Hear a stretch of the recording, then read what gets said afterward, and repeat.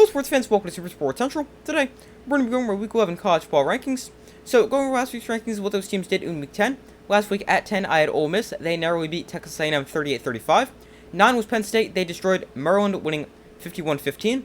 8 was Alabama. They beat LSU 42-28. 7 was Texas. They barely beat Kansas State, winning 33-30 in overtime. 6 was Oregon. They demolished Cal, winning 63-19. 5 was Ohio State. They beat Rutgers 35-16. 4 was Florida State. They beat Pitt 24-7. 3 was Washington. They beat USC 52-42. 2 was Michigan. They easily beat Purdue 41-13. And 1 was Georgia, who beat Missouri 30-21. So this week's rankings coming in at number 10, I've got Ole Miss. So they remain at number 10. I consider dropping them because they weren't amazing. They only beat Texas A&M by 3. And if Texas A&M would have made that field goal at the end of the game, they would have went to overtime. But Ole Miss remains at 10 because there was no one else to put there. Ole Miss was great offensively, scoring 38 points against a good Texas A&M defense. Quarterback Jackson Dart was great with 387 yards and 2 touchdowns. And 213 of those yards went to star wide receiver Trey Harris. Plus, Ole Miss ran the ball very effectively as star running back Quishon Judkins finished with 102 yards and 3 touchdowns. But after the victory over Texas A&M, Ole Miss remains at number 10. Next week, they have a massive trip to Georgia. Coming in at number 9, we've got Penn State. They remain at 9 after they destroyed Maryland, winning 51-15. Quarterback Drew Allar threw for 4 touchdowns, and Penn State ran the ball effectively as well, with 158 yards and 3 rushing touchdowns. And defensively, Penn State was great, allowing just 4 yards of play and forcing 4 turnovers.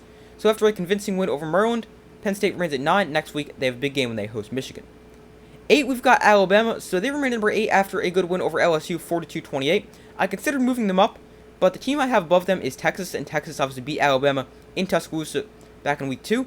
So I have to keep Texas above Alabama until Texas loses another game, if Texas loses another game. But Alabama was great in their win over LSU. Their offense was great, putting up 42 points in what was probably their best game of the season. Quarterback Jalen Milroe was a huge reason why. He played his best game of the year by far. He finished the game with 219 passing yards, but as a runner is where he carried the offense. He ran the ball 20 times for 155 yards and 4 touchdowns. And those 4 rushing touchdowns are a Alabama record for a quarterback. And defensively, Alabama played a good game, holding a great LSU offense to 28 points. And they've really forced the turning point in the game where they held LSU scoreless on 3 straight possessions. But a big win for Alabama, their best win of the season, but they remain at number 8. Coming in at number 7, I said it a second ago, it is Texas. They barely beat Kansas State, winning 30-30 in overtime. They nearly blew it. They were up 17-0 in the second quarter and 27-7 in the third quarter, and still had to go to overtime to get the win. But offensively, Texas was good on the ground. They ran for 230 yards and 2 touchdowns, finishing with 6 yards a carry. And passing, Malik Murphy, their backup quarterback, replacing the injured Quinn Ewers.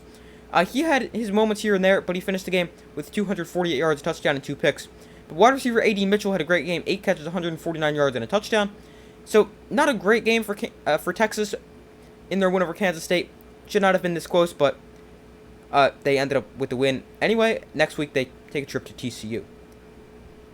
Number 6, we've got Oregon. They stay at number 6 after they destroyed Cal, winning 63-19.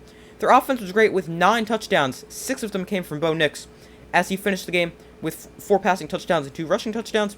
And wide receiver Tez Johnson had a great game receiving for Oregon. He finished with 12 catches for 180 yards and 2 touchdowns. And defensively, Oregon was great, forcing 3 turnovers.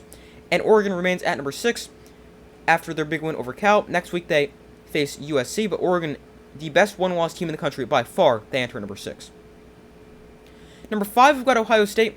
So I know this is low for them, but I have had them here for several weeks, and they're remaining at number 5 after not a great performance against Rutgers. They got off to a very slow start, trailing 9-7 at halftime, but then a pick 6 woke them up, and they outscored Rutgers 28-7 in the second half. The Ohio State defense, which has been great all year, especially against the run, struggled to stop the Rutgers run game, allowing 232 rushing yards, but Ohio State did still get the win.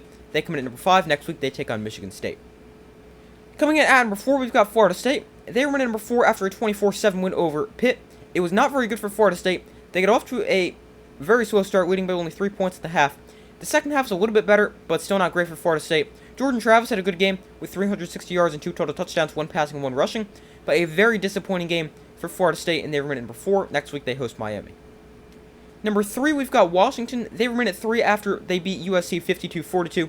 Their offense was great as expected, scoring 52 points, finishing with 572 yards of offense, and scoring points on 8 of their 11 drives. But running back Dylan Johnson was insane for Washington. He finished the game with 256 yards and 4 touchdowns. And Washington as a team, despite being known for their passing offense, they ran the ball extremely well. 316 rushing yards, 5 rushing touchdowns on 7.5 yards per carry. And obviously quarterback Michael Penix Jr. was good as usual for Washington. He threw for 256 yards and 2 touchdowns, plus he added a rushing touchdown. But Washington's offense was insane like usual, and their defense wasn't great, but obviously they were facing an insane USC offense. But they did a good enough job. Washington gets the win over USC, remains at number 3. Next week, they host Utah.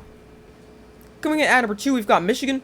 They ran at 2 after a dominant win over Purdue. They won 41-13. They had a weird offensive game. They ran the ball for 3.2 yards a carry, but finished with 5 rushing touchdowns, and they threw the ball for 335 yards, but no touchdowns. But Michigan ended up with 41 points. It doesn't matter how they got the points on the board.